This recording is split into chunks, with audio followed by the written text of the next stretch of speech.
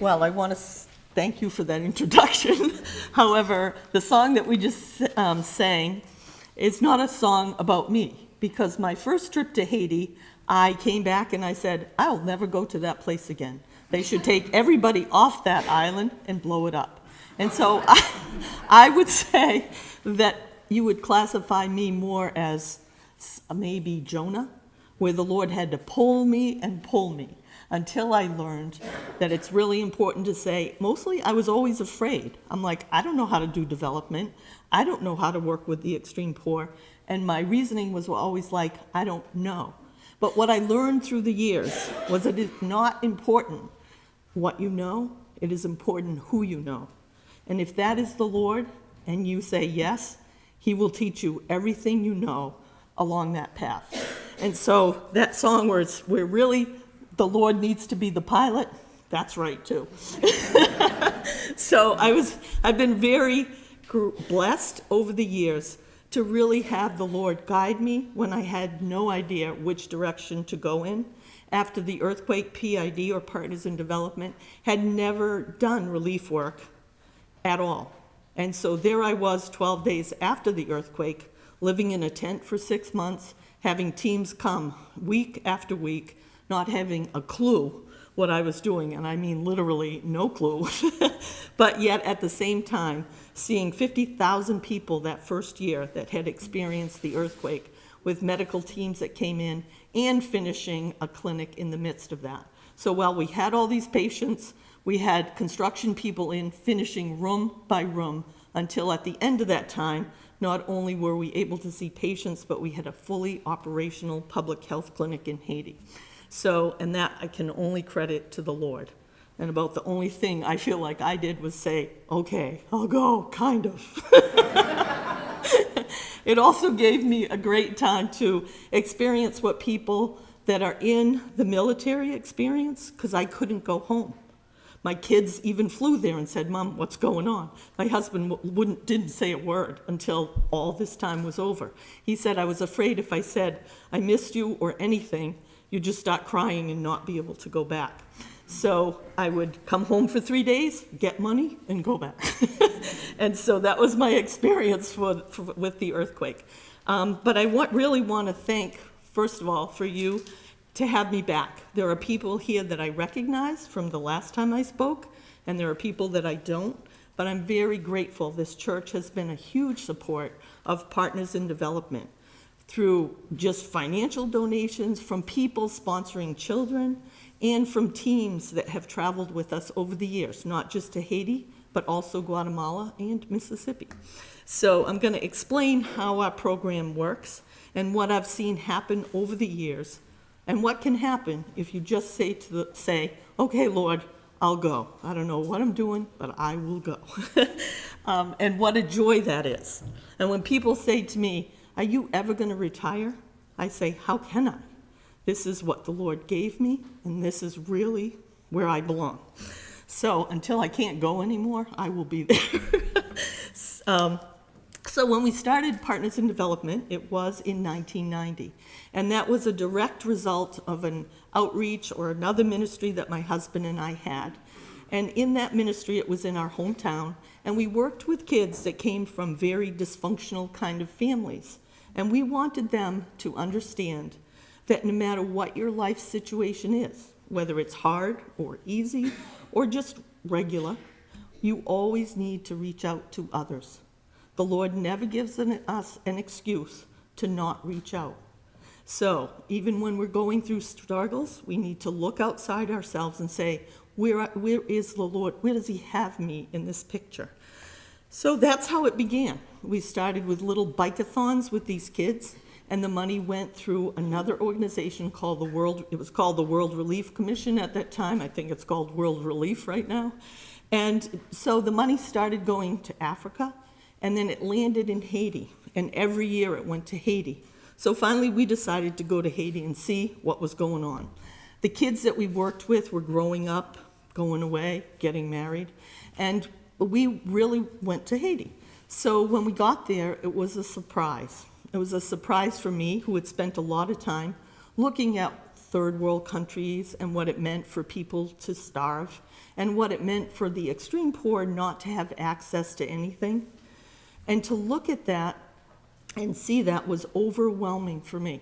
That was my trip where I said, I will never go back, because I was so embarrassed that I was an American. And by American standards, I'm not a rich American. I'm like maybe middle class, dropping to the lower side of middle class. But I felt so rich and so unbelievably confused by how much I had compared to the people that I looked at and the people that we would eventually end up working with. And so when I came back on that trip, I felt like I never wanted to go there again.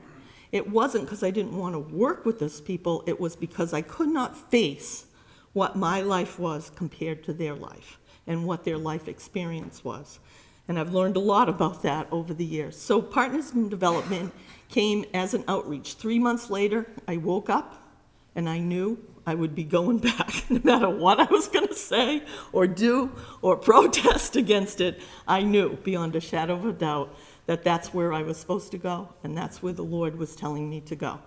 So we went back to Haiti, and we started with a child sponsorship program. Now, we started out with 10 kids in 1990. We now have over 600, almost 650 children that are growing up in the program, leaving the program, and new kids coming in all the time. The good news about that is when a person sponsors a child, it takes them through a series of steps that is different than most places where you just sponsor a child. Because once we get into that family's lives, we start working with them on economic development. And that was a request of the parents. Can you help us? We want to have jobs. There's no jobs. And that's a real thing in Haiti, also in Guatemala. There are no jobs. And so we started our small business program, and now we have over 2,000 small business loans that we've done over the years. And soon after that, I met with them and I said, is there anything else? Never do this in front of a crowd. Is there anything else we can help you with? And they said, houses. And I started to cry. I cried my way through Haiti a lot of years. I think I'm a little bit past that now, hopefully. But I said, I don't know how to build a house. I don't know how much it costs. I don't have any money, and pretty much I'm PID. There's like no money standing behind me or people waiting to give me a lot of money to build houses. But they said, don't cry, Mrs., it's okay. We're going to pray for you. You do not want Haitian poor people praying for you. You definitely do not, because it is a powerful, powerful block of prayer. And so I said to them, not knowing what else to say, I said, give me 2 years. Why I said that, I don't know. But then during that 2 years, I was able to raise the money needed to build the first 5 houses in Haiti. Since then, we're up to about 140 houses since 2000. And there was no easy way to get information in Haiti or even to figure out how to build a house in Haiti. So because every place we went as a foreigner, my price was 4 times higher than anybody else's, I tried to figure out my own price. And I would drive around with the field director, and I'd yell out the window at little kids carrying a block. I'd say, how much is that block? Well, these people had no reason to tell me a different price than what they paid because they weren't trying to sell it to me. So they just yell back the price. So I used that price to figure out how much the blocks would cost. And then I'd see a little kid dragging iron along the road. And I'd yell out, how much is that iron? And they'd tell me. So I figured out what I thought a house should cost, and amazingly, that's what it cost. But it took me a lot of years to gain credibility because, first of all, I was a woman, and women don't do construction in Haiti. You get to do, maybe you can carry the rocks, but that's about it. And so it took me a long time for anybody even to want to listen to me about construction or even believe me. But by the time we got to the 5th house, I was meeting with the construction supervisor, who was Haitian. It was Mr. Gabriel. It was James' father. And he did everything to keep the prices low, but he really didn't understand what we were doing at the same time, because most of what was happening was people always came and they spent a lot of money, and so their job in Haiti was to extract as much money for Haiti that wasn't actually spent on what they were doing, and keep that for the country. And my goal was to pay as little as I could on those houses so we could build more houses for people that didn't have houses. So there was always that kind of tugging back and forth. So one time we got to the 5th house, and I went over the numbers, and I said, something's wrong with this house.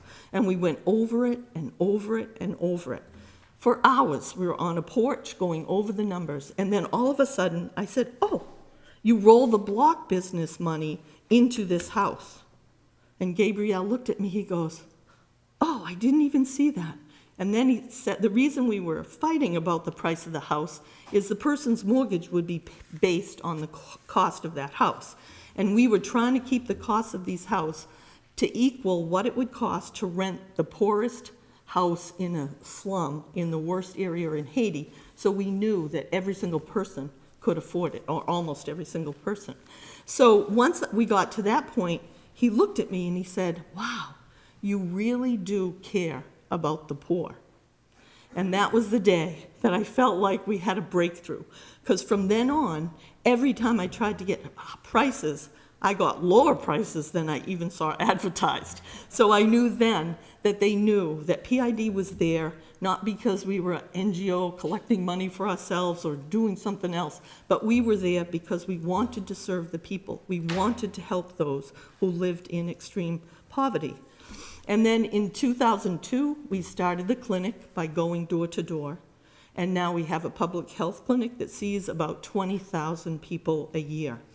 When we put those 4 services together for our families, start out with child sponsorship, develop economically, have a house that's safe and clean and workable and that you will someday own, and come anytime for free to get this free medical care, we now have people that grew up in Cité Soleil.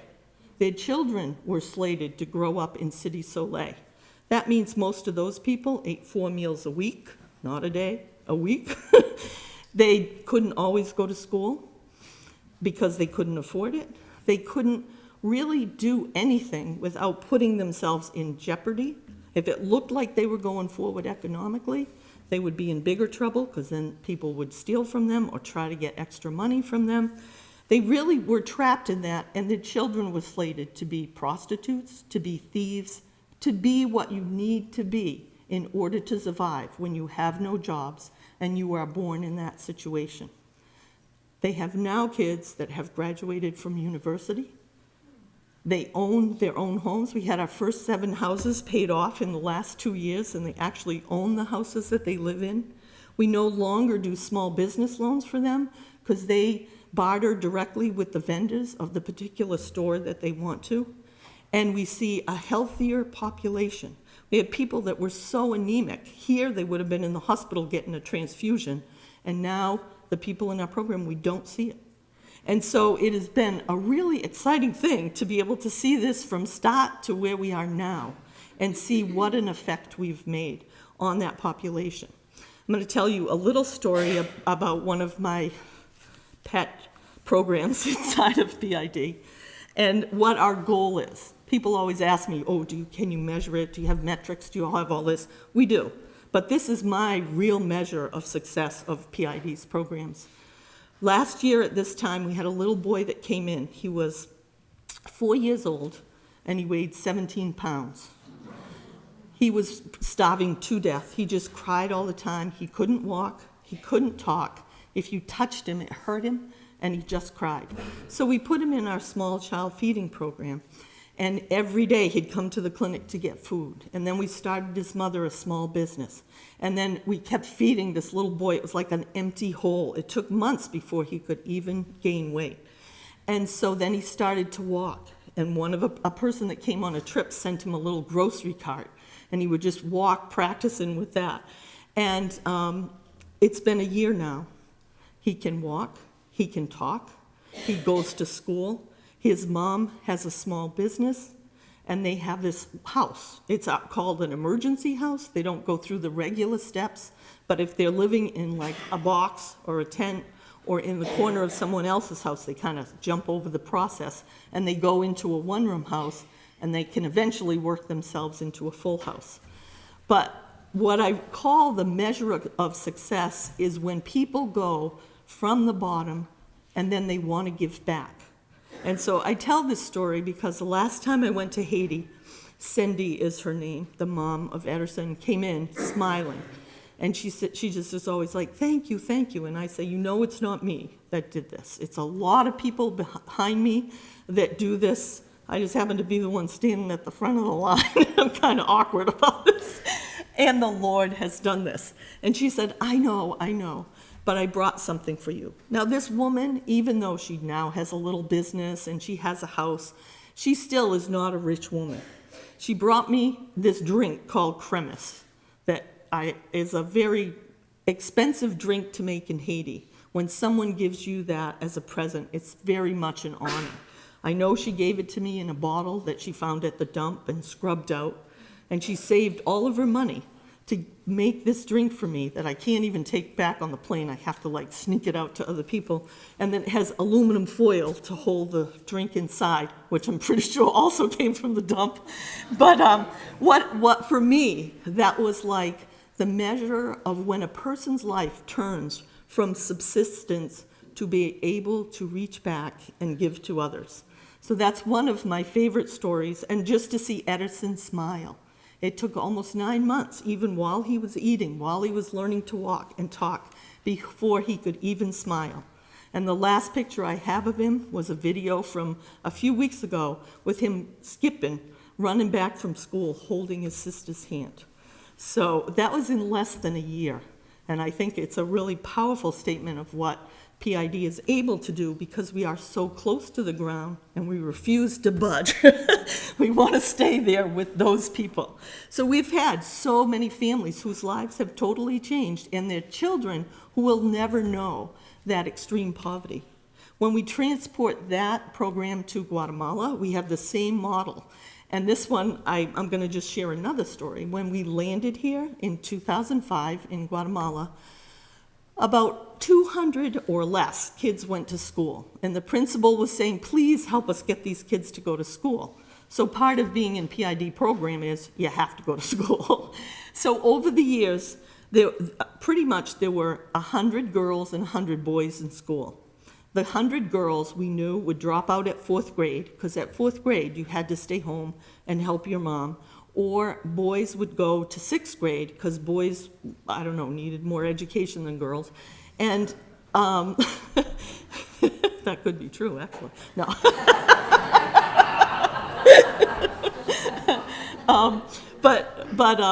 They would stay and go to work in the sugarcane fields.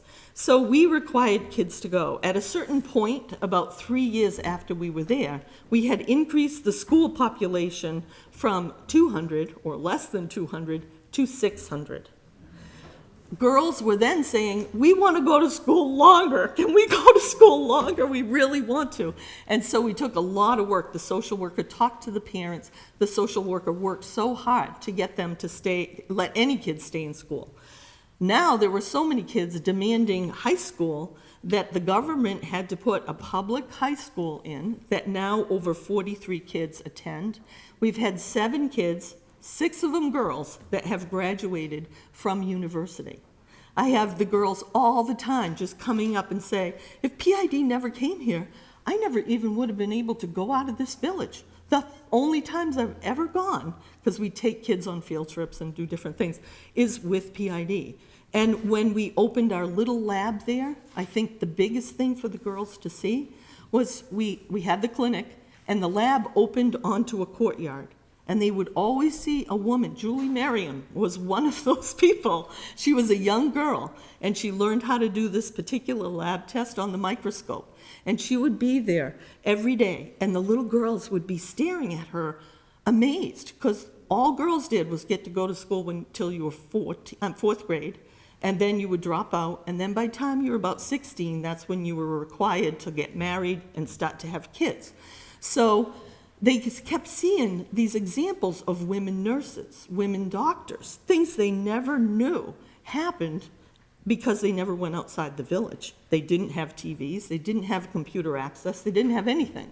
And so now these girls had a different model. And there would be lab techs that came and let the girls come in, and let the boys come in and look at the microscope and see, what do we see in here? And they got it. And they were so excited to have that knowledge, and it increased their desire to go forward. So now we have a girl who graduated from university. The give back test. Does she give back? Oh, yes. She tutors the kids after school that are having trouble in the back of the clinic. We have a courtyard. She spends every afternoon tutoring those kids. The other ones that have grown up come back and they say, how can we help? They have picked a program that they want to work on. They've raised money themselves, cooking and selling food out of the village to support the malnourished children's program, which seems to be very dear to their heart. And so that's the real test. Have we made it in Guatemala? Yes, because now people are giving back. In Mississippi, Mississippi is harder for me than any other place that we work. Maybe because it's my country, maybe because I didn't know that people could be this poor in the United States, maybe because I never saw the effects, the long-term and the cultural effects of racism on a population that is isolated. I never knew that until I landed in Glendora. And so it's harder. It's harder because the government gives some stuff to people here. They don't give it in those other countries, so if you don't make it this way, you're just no luck for you. But in the United States, those programs are the exact same programs meant to help that keep people in poverty. Because if you know, they live on, generally a family of 4, lives on $18,000 or less. That, we count benefits. So that includes food stamps, includes what money they can make, what they're allowed to make, and rents and things, yeah, they're cheaper than here, but it gives them about $100 a month to eat and to feed a family of 4. So, as you can imagine, over time, that kind of breaks people. And so you go to an area, and I can only say the whole area seems depressed. So we work with kids there. They're wild and crazy boys. I don't know why there's so many boys in Mississippi, but there's a lot compared to girls. And if you know what it's like to work with boys compared to girls, it's a little harder. No offense for any guys that are in this audience, but they're just crazy boys. They're fun, but they are just wild, unstructured boys. So we started with cooking classes for these boys and these girls, and we split them up because the girls don't want to be near those wild boys. And they work really hard on doing this. We're on our 3rd house in Mississippi, and our goal for those houses were, could we build a house that would be less expensive to own than if they rented an apartment with Section 8 housing? We did it. To get a Section 8 house, you have to pay, or apartment, you pay $385 a month plus utilities.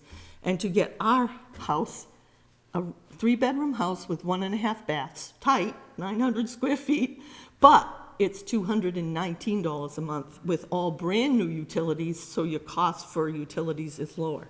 So we're on house number 3. People in Mississippi are now really paying attention, like PID really is doing something. The mayor of the town is totally excited, and now he's given us more land, and the town has to pay back to get their piece of land. Someone has to work 50 hours a year for the town to buy that piece of land. So now the town has some free labor, because when you're running a whole town on $100,000, it doesn't come out looking that nice. And the kids are now coming back. When I drive in, the kids love to cook.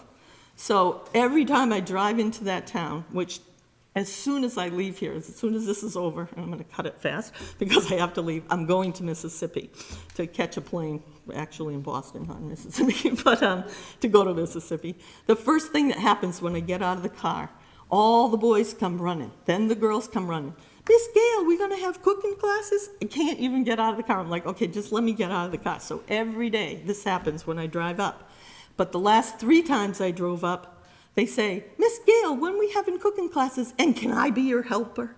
And so the comeback was there. The give back is there. And that's the goal. Because when you get that give back in children, they're going to grow up to be adults that understand what it means to give back. And what the Lord requires of us is to give back. So I just want to thank you, mostly because I have to catch a plane. I probably could talk all day. But I just really want to thank you for letting me share for this short amount of time, and for all the support and in every way over the years from this church and from all of you. So thank you so much.